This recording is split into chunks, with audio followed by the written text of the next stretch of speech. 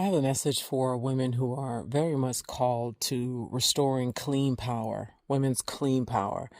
Right now, there's a lot of anger in the world, rage, a lot of like against and F you and decenter. The energy is muddied with these denser energies, and really underneath these denser, intense energies toward all the things men, the system, patriarchy, lies, religion, etc., is really brokenheartedness, is disappointment, it's I'm not seen, I'm unmet, the truth is not here, the string of purified heart of humanity is lacking. That's what's underneath all the fighting and the war and the against and the and so it's really easy to get lost in the sauce if you as a woman do not, or you have yet to fully commit to your own clean power, your own pure light. Pure light is very disturbing because you disrupt even your own comfort when you see little lies, big lies, even in your own orbit that you use to maintain your whatever you would call, however you would describe your life. And so this, what I just said, is a prelude. Now, this is the message next.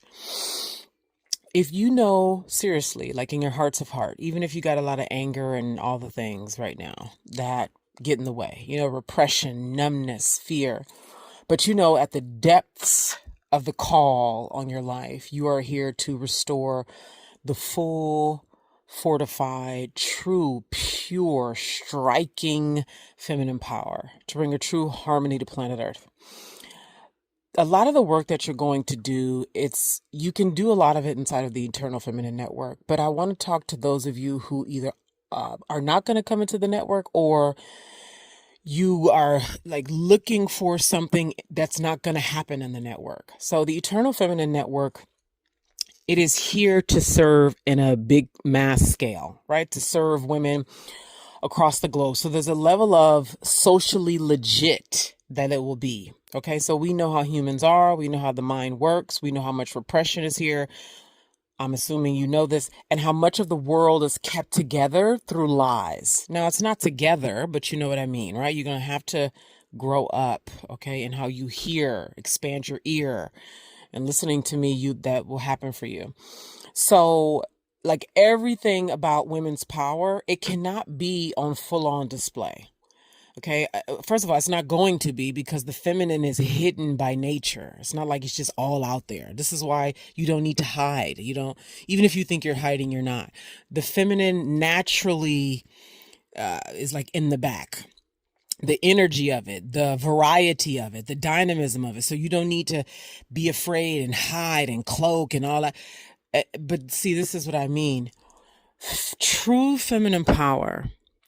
There's so much work that, yes, you can do inside the Eternal Feminine Network, but there's lots of, quote, forbidden terrains to explore in relationship with a number of people. It could be your husband. It could be your mom. It could be your sister. It could be a girlfriend. It could be your daughter.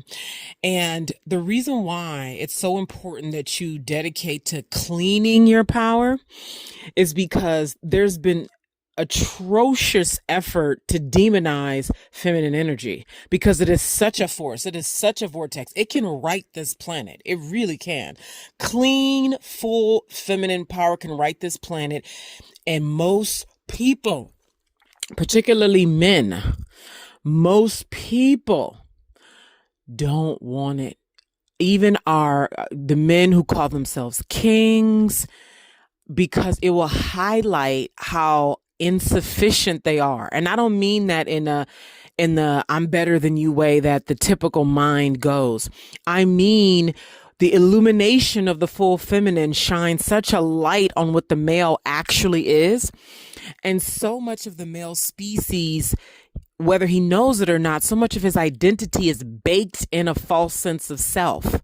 So the illumination, the full feminine illumination, triggers such an existential angst in him, because it's kicking up against the reality of what keeps things in this fake togetherness of This is how the world works, and this is what a man is, and this is what a woman is. And so many men, their survival is rooted in them being the big king and women being the small little things.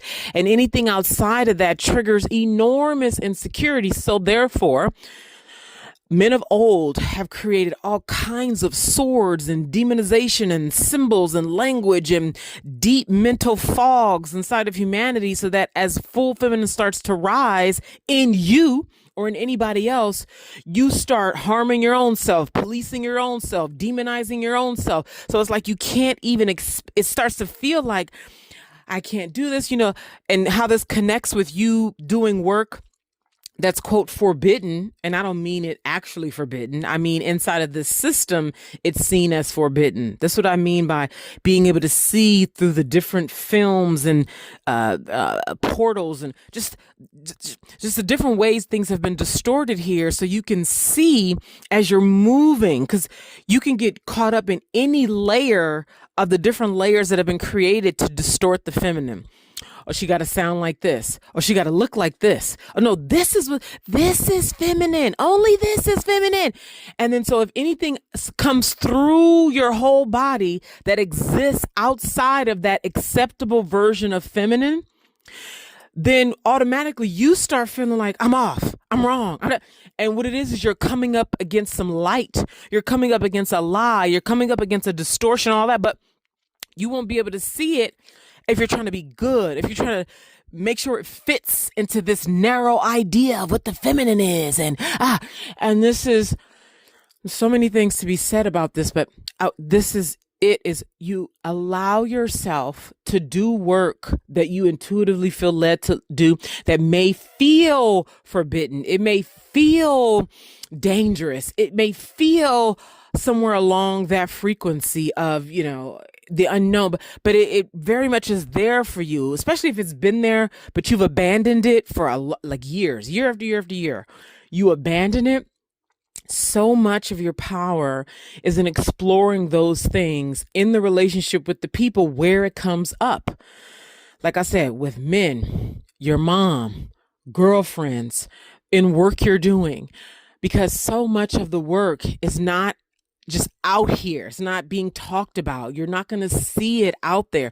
So if you're looking for the Eternal Feminine Network to meet you in the exact spots, there's a chance that it's not going to meet you in these more backdoor or hidden aspects of the feminine where it needs to occur before it comes out into the light. Because there's aggressive work right now. Just the name calling of women, the saying things to women to make them doubt their movements and doubt their being and instill fear and, extract. And just so much to get women to lose their center, to forget who they are, to hypnotize themselves, to start self-inflicting, to go into this overwhelming doubt, to stop, to stay small. And so much of that rises when you start to come into the full feminine. So I want to encourage you. Yes, come into the Eternal Feminine Network. Use the grounding of it. Use the rawness of it. Use the pure energy of it to help fuel your own wholeness of your dark and light, your seen and unseen, your strong and soft and everything in between. Use it for that. Connect with the other women for that. And know that there's so much more to be done and places to be met that won't specifically be worked on experientially inside of the network itself, because we need to make sure we keep it available for the masses. As a reminder, the Eternal Feminine Network is a seed for the next 1,000+ years to begin to do this kind of foundational level of bringing women into okayness with their own power. Women leaders called to do specific work in the world. And because we're in a kind of infancy stages of this, we need wide net tentacles. And still, just know that I'm very much a fan of the forbidden realms, the dangerous realms. Like I know it all. I am all. I know all. It is all. And the Eternal Feminine Network is serving its purpose while I maintain the necessity of what I just said here in this message. Okay? Hope this helps.